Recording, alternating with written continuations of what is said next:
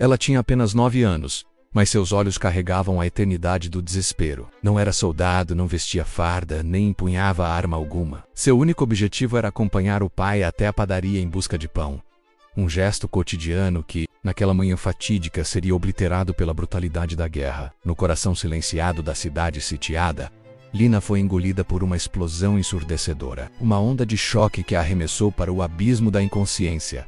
Quando os voluntários a resgataram dos escombros, seu pequeno corpo, coberto por uma mortalha de poeira e detritos, ainda pulsava com o sopro tênue da vida. Os olhos estavam cerrados, a mãozinha estendida no vazio, um gesto de súplica silenciosa em meio à desolação. Ela estava sozinha, sem um nome, sem documentos, sem ninguém para reivindicá-la, levada às pressas para um hospital subterrâneo. Improvisado na urgência da catástrofe, Lina permaneceu em um mutismo que ninguém conseguia decifrar. A única certeza era que ela havia sobrevivido a algo que ceifara a vida de tantos outros, quando finalmente despertou de seu torpor. A reação não foi o choro ou o grito de dor que se esperaria de uma criança em seu estado.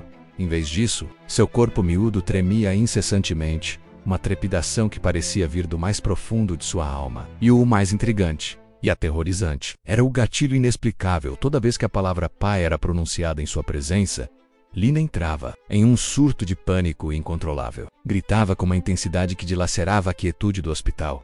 Tapava os ouvidos com as mãos pequenas e desatava em um pranto tão visceral que os médicos se viam obrigados a sadela para conter a avalanche de dor. O que poderia ter acontecido com essa menina? Qual segredo terrível a palavra pai guardava para ela, a ponto de transformá-la em um gatilho de sofrimento insuportável? Essa história, tão real quanto a poeira nos pulmões dos sobreviventes, foi relatada por voluntários, incansáveis que hoje atuam nos epicentros dos bombardeios na faixa de Gaza. Não é uma invenção da mente humana, é a crua e desoladora realidade que se desenrola neste exato momento. Naquela manhã, Lina abriu os olhos antes mesmo que o sol ousasse espreitar no horizonte. O som distante dos caças, antes um prenúncio de terror, havia se transformado em uma trilha sonora macabra e constante, parte inseparável da rotina em Rafa, o pai. Com um sorriso gentil que buscava afastar as sombras da guerra, ofereceu-lhe um pedaço de pão amanhecido, um tesouro simples na escassez diária. Um riso breve e contido, mas carregado de uma ternura que desafiava a adversidade. Hoje vamos buscar pão fresquinho, daquele que você gosta, filha. Ele prometeu. E nos olhos de Lina, a promessa brilhou como um raio de sol em um dia cinzento. Era um gesto simples, quase trivial para o mundo exterior. Mas para Lina, essa pequena aventura representava o mundo inteiro. Uma ilha de normalidade em um oceano de caos. Caminharam juntos pelas ruas labirínticas de Rafa, desviando de montes de escombros que outrora foram lares, tropeçando em silêncio quebrado apenas pelo ranger da areia sob seus pés e o eco distante da destruição. A cidade, antes vibrante, agora parecia um fantasma de si mesma, um amontoado de ruínas e memórias silenciadas. Chegaram à padaria, um milagre de resistência em meio à devastação. O pai pediu para que Lina esperasse do lado de fora, a voz calma, mas com uma urgência. "Velata, é rapidinho", disse ele, com o mesmo sorriso que buscava tranquilizá-la. Um sorriso que Lina só viria a entender depois, era também uma despedida silenciosa. Lina encostou-se a uma parede áspera coberta do fuligem e observou o movimento, frenético e desconfiado das poucas pessoas que se aventuravam pelas ruas. Olhares furtivos, passos apressados, o cheiro pungente de fumaça e detritos pairando no ar. O céu, ironicamente, estava de um azul imaculado, quase cruel em sua beleza indiferente. Foi nesse instante de aparente calmaria que Lina instintivamente apertou mais forte a alça de sua mochila vazia. Talvez um pressentimento, um aviso silencioso de seu jovem coração, ela não podia saber, mas aquele breve e fugaz momento de paz, com o pai a poucos metros de distância, seria o último vestígio de normalidade que sua alma experimentaria ao lado dele. Esse fragmento de memória foi meticulosamente reconstruído, a partir de relatos de socorristas exaustos e registros locais, fragmentos de uma verdade dolorosa que não é fruto da imaginação, mas sim uma realidade brutal que se desenrolou há poucas semanas nas ruas de Gaza. O presságio de Lina tardou a se concretizar. O som veio primeiro, um rugido seco e estridente que rasgou o céu azul. Um som tão visceral que parecia dilacerar o próprio tempo. Em questão de milissegundos, um estrondo monumental, avassalador, que fez a terra tremer sob seus pés, arremessou Lina para o vazio. Ela mal teve tempo de virar o rosto antes que uma onda incandescente de calor, poeira sufocante e fragmentos retorcidos de metal a arremessasse contra o chão duro e irregular. Tudo à sua volta desapareceu em um instante. O céu azul, antes tão límpido e indiferente, virou uma cortina densa de fumaça, fuligem e gritos abafados. A padaria, o refúgio onde seu pai havia entrado momentos antes, explodiu em uma miríade de pedaços diante de seus olhos aterrorizados, desintegrando-se em uma nuvem de horror e desespero. Quando Lina conseguiu abrir os olhos, custou acreditar.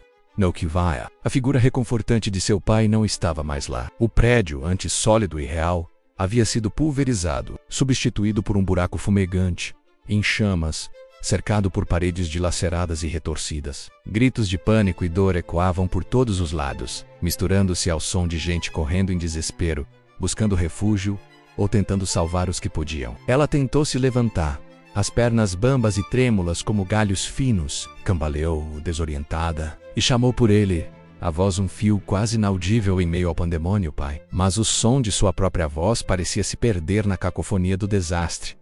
Engolido pelo rugido da destruição, alguém a empurrou sem querer na pressa de fugir. Outros choravam convulsivamente ao seu lado, corpos feridos e almas despedaçadas. Lina permaneceu ali, imóvel, uma pequena estátua de choque e terror, as pernas ainda tremendo, os olhos fixos e vazios no lugar exato onde seu pai havia desaparecido. Ainda segurava a alça da mochila, agora pesada e cheia não de pão, mas de cinzas, resquícios da vida que se esvaiu. Passou a mão pelo rosto, sentindo uma umidade pegajosa, e seus dedos encontraram sangue. Era dela, era dele, ninguém saberia dizer. E foi nesse estado catatônico, menos muda, ferida, irremediavelmente sozinha menos que Lina, permaneceu por mais de 4 horas intermináveis, cercada pelos destroços de sua vida, até que os socorristas, com seus corações pesados, finalmente a encontrassem em meio ao cenário apocalíptico. Esse relato, que gela a alma, foi reconstruído a partir de testemunhos de voluntários incansáveis e moradores locais, que com bravura enfrentam o horror diário. São histórias reais, dolorosamente verdadeiras, que se desenrolam neste exato momento enquanto grande parte do mundo indiferente desvia os olhos da tragédia que assola Gaza. O hospital improvisado, um labirinto de lonas e macas apertadas. Os médicos e enfermeiros, sobrecarregados pela onda de feridos, referiam-se a ela simplesmente como a menina do pão. O nome verdadeiro de Lina era um mistério. Sua origem, um enigma. Ninguém sabia de onde ela viera. E para a angústia de todos, nenhum parente sequer apareceu para procurá-la. Nem um único vizinho a reconheceu. Como se a explosão tivesse apagado não apenas sua família, mas também sua própria existência do mapa da cidade. Lina permanecia em um estado de quase catatonia. Não falava, recusava-se a comer direito. E o sono, quando vinha, era um tormento. Os pesadelos eram uma constante, violentos e ininterruptos. Ela acordava gritando, um som que dilacerava a quietude noturna do hospital. O corpo retorcido de pavor, em um desses terrores noturnos, murmurava, com a voz embargada, que estava desesperadamente procurando o pai em meio às chamas e à fumaça densa. Em outro, suplicava, com a pureza de uma criança traumatizada, para que nunca mais a fizessem entrar na padaria, como se o local em si carregasse a maldição da destruição. A cada tentativa de comunicação, a cada vez que alguém com a melhor das intenções perguntava qual seu nome, Lina se retraía profundamente, os olhos fixos. Em um ponto distante, a pequena mão se erguendo para cobrir os ouvidos, como se a pergunta fosse uma agressão física, um som insuportável. Foi uma enfermeira síria, com olhos cansados, mas cheios de compaixão, que percebeu a nuance do sofrimento de Lina. A mulher, que havia presenciado inúmeros traumas de guerra em sua terra natal, compreendeu que o problema não era apenas o choque pós-traumático generalizado, era o som, a própria vibração acústica que se misturava e ressoava na mente perturbada da menina. O som ensurdecedor da explosão. O som talvez da última vez que ouviu a voz de seu pai, e de forma inescapável, o som da própria palavra. Pai, tudo isso se fundia na mente de Lina como um pesadelo infinito.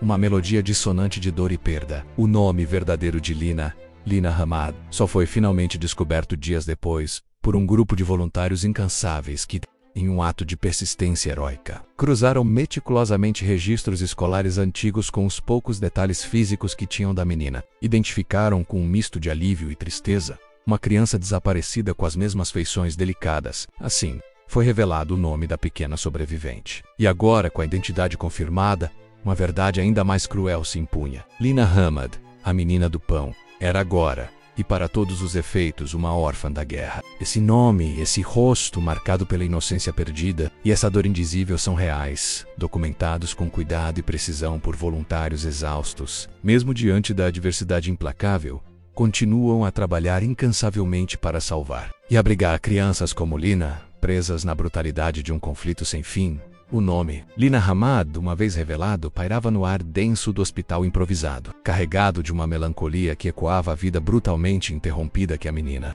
outrora, possuíra. No entanto, mesmo com a identidade finalmente estabelecida, a fortaleza do silêncio que Lina havia construído em torno de si permanecia impenetrável. Era uma barreira invisível, mas indomável, que nem os esforços mais dedicados dos voluntários conseguiam romper. Eles tentavam de tudo, com uma paciência que beirava o heroísmo. Ofereciam brinquedos coloridos e velhos, mas ainda amados.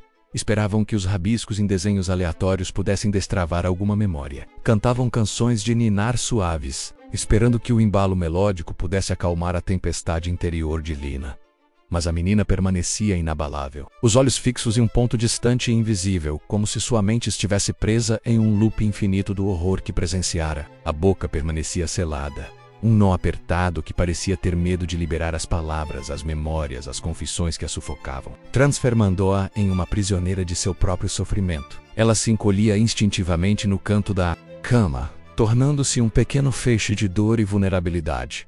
Um corpo miúdo que parecia querer desaparecer. Sua única reação, sempre com uma violência emocional que chocava os observadores, vinha quando, por um infortúnio ou um deslize de linguagem, um dos cuidadores se referia ao pai de alguma outra criança internada, ou até mesmo ao próprio. A cada menção àquela palavra proibida, um grito primal e dilacerante rasgava a frágil quietude do hospital. Um som que vinha de um lugar profundo de terror e desespero. O grito era invariavelmente seguido por um choro convulso, uma torrente de lágrimas e soluços que exauria as últimas forças de seu corpo já frágil. Era como se a palavra pai, por si só, carregasse o peso insuportável de todo o inferno que Lina havia sido forçada a presenciar. Uma chave enferrujada, que ao ser girada destrancava um abismo de terror inominável em sua memória. A enfermeira síria, com a perspicácia de quem já vira muito sofrimento, anotava cada reação, cada tremor, cada súbita retração, buscando uma fresta, um caminho para penetrar a densa névoa de trauma que envolvia Lina na esperança do um dia trazer a menina de volta para o mundo dos vivos, para além do pesadelo do qual ela parecia incapaz de escapar. As noites no hospital improvisado eram, para Lina, um purgatório particular. Enquanto o pequeno refúgio de cura mergulhava em uma falsa e tênue quietude, pontuada apenas por gemidos abafados e o ronco dos geradores distantes, os pesadelos de Lina tomavam conta, transformando o descanso em uma continuação do tormento. Sua mente, incapaz de processar o horror acordada, revivia incessantemente a explosão, repetindo a cena em um ciclo cruel. Ela se via novamente na rua, sentia o rugido seco no céu, via o clarão ofuscante, o cheiro nauseabundo de fumaça e a ausência súbita e aterradora de seu pai. Nos seus sonhos, a figura paternal estava sempre lá, sorrindo na entrada da padaria, estendendo a mão para ela em um gesto de carinho e proteção que agora só existia na memória, e então desaparecia em uma nuvem de pó e gritos que ecoavam em sua mente como um coro de demônios. A cada vez que a cena se repetia, Lina acordava abruptamente ofegante, o coração acelerado a ponto de parecer querer escapar do peito, a garganta seca de tanto gritar em silêncio. As enfermeiras, acostumadas ao padrão de seu sofrimento noturno, a encontravam suando frio, os olhos arregalados de pavor, o pequeno corpo tremendo incontrolavelmente. Era como se as lembranças estivessem tatuadas em sua pele, visíveis em cada estremecimento. Em um desses episódios particularmente vívidos, a Terra Horizontes, Lina murmurou, com uma voz frágil e quase irreconhecível em meio ao pânico, pai. Ele foi lá, apontando um dedo trêmulo para o vazio, para um ponto que só existia em sua mente perturbada. Antes de recair no silêncio denso e opressor que a envolvia desde o dia da explosão, era um fragmento de uma frase, mas carregava o peso de 1 milhão de palavras não ditas. A cada Manhasser, quando os primeiros raios de luz, tímidos e filtrados pela poeira, tentavam penetrar pelas frestas do hospital. A realidade do trauma se reafirmava com uma crueldade implacável, cravando mais fundo a ferida invisível que as bombas haviam deixado não apenas em seu corpo, mas, e principalmente, em sua alma. O hospital oferecia um refúgio físico, mas nada parecia capaz de proteger Lina dos ataques constantes de sua própria memória, que se recusava a esquecer. Dias se arrastaram, transformando-se em semanas de uma rotina monótona e dolorosa no hospital improvisado. Lina permanecia em seu estado de alienação, alheia ao mundo exterior, sua pequena bolha de dor e silêncio parecendo impenetrável. A enfermeira síria, no entanto, com sua intuição aguçada e a experiência de quem já lidara com inúmeras almas feridas pela guerra, persistia. Foi ela quem teve a ideia, simples, mas cheia de esperança, de oferecer um meio de expressão diferente. Hamdia colocou delicadamente um pedaço de papel áspero e um lápis grafite nas mãos de Lina. Não havia expectativas imediatas, apenas um convite silencioso para que a menina encontrasse uma forma de libertar o que estava preso dentro dela. Lina, após alguns minutos de hesitação, os olhos fixos no vazio, como se estivesse ponderando sobre algo invisível, finalmente começou a rabiscar. Os primeiros traços foram hesitantes, quase imperceptíveis, como se ela tivesse medo de deixar uma marca, mas aos poucos ganharam firmeza, impulsionados por uma força interna que ninguém podia ver. Primeiro um círculo imperfeito, depois um quadrado, um esboço de algo. E então, sem aviso, com uma urgência repentina, ela começou a desenhar uma figura masculina borrada e contornada por linhas tremidas, que Lina posicionou cuidadosamente no centro de uma explosão caótica de linhas escuras e cores sombrias, representando o fogo e a fumaça. Ao lado da figura, como se fosse uma assinatura de sua própria dor, escreveu uma única letra, quase ilegível, tremida pela emoção.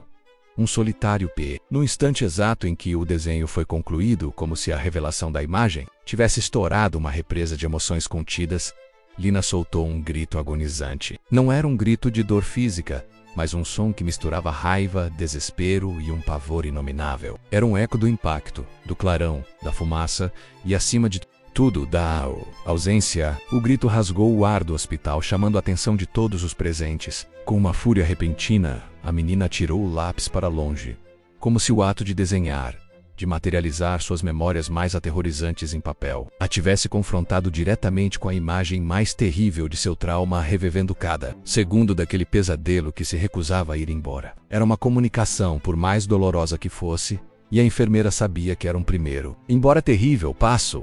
A reação visceral de Lina ao seu próprio desenho não foi apenas um momento chocante, mas um marco crucial em seu processo de cura. Pela primeira vez em semanas, talvez meses, havia uma manifestação clara, embora brutalmente dolorosa, do que a estava atormentando.